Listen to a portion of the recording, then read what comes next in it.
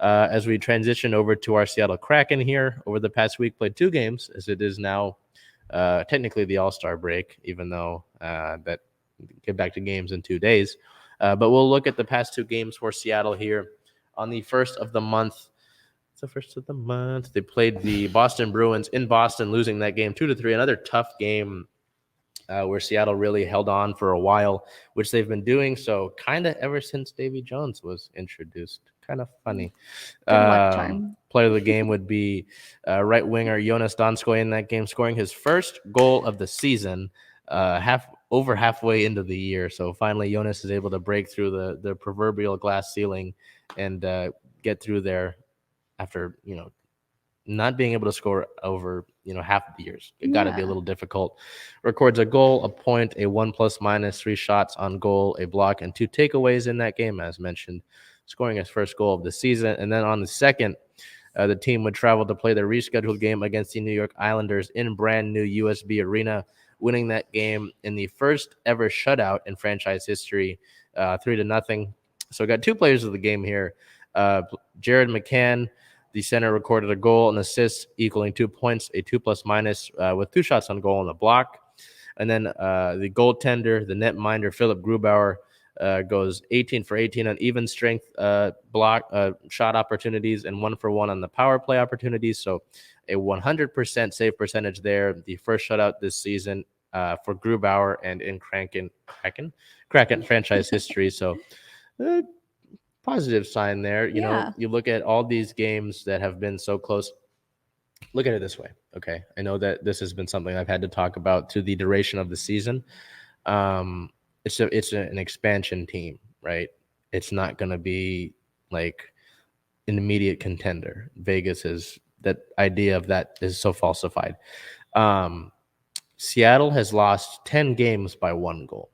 Oh my goodness. So you're hanging around. You're in there. I mean, and you can count the number of blowouts on your hand.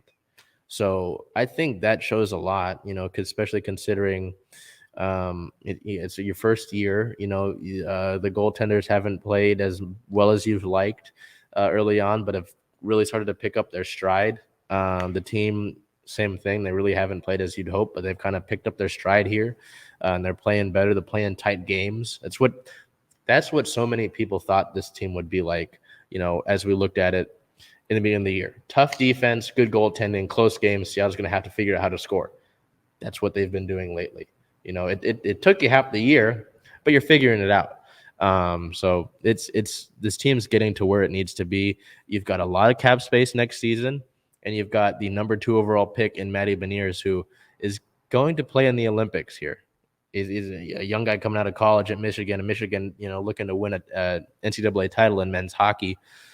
He'll be added to the fold at some point, So it's a process. Not to quote the 76ers basketball team there, but it's something that's going to be worked on, and it's not going to be an immediate success like that. But to see that you're hanging around in those games is important and is a positive sign that I think, at least, confidence boost, hopefully, for the whole team. Yeah, it's better than you going out a few weeks ago and losing to St. Louis 5-0. Yeah, that doesn't help you. Right. There's not much you can look at there and say, hey, we did that. No, you got blanked. You gave up 5. You lose to Boston 2-3, and a team that Boston that's like hung around and has always been relatively competitive. There's some positive in that, So that's my spiel on it. As we look to team-related news, on the 1st of February, the team recalled 3 and added 1 to the COVID list. Max McCormick, Cole Lind, and Connor Carrick were all recalled from AHL Charlotte, and defenseman Will Borgen entered the COVID protocol, hoping that is the majority of it, that doesn't spread.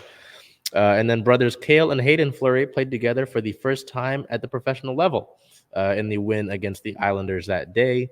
On the 2nd, the team sent 5 back to Charlotte. So goaltender Joey Decord, forward Max McCormick, defenseman Cale Fleury, defenseman Connor Carrick, and forward Cole Lind all got sent back to Charlotte.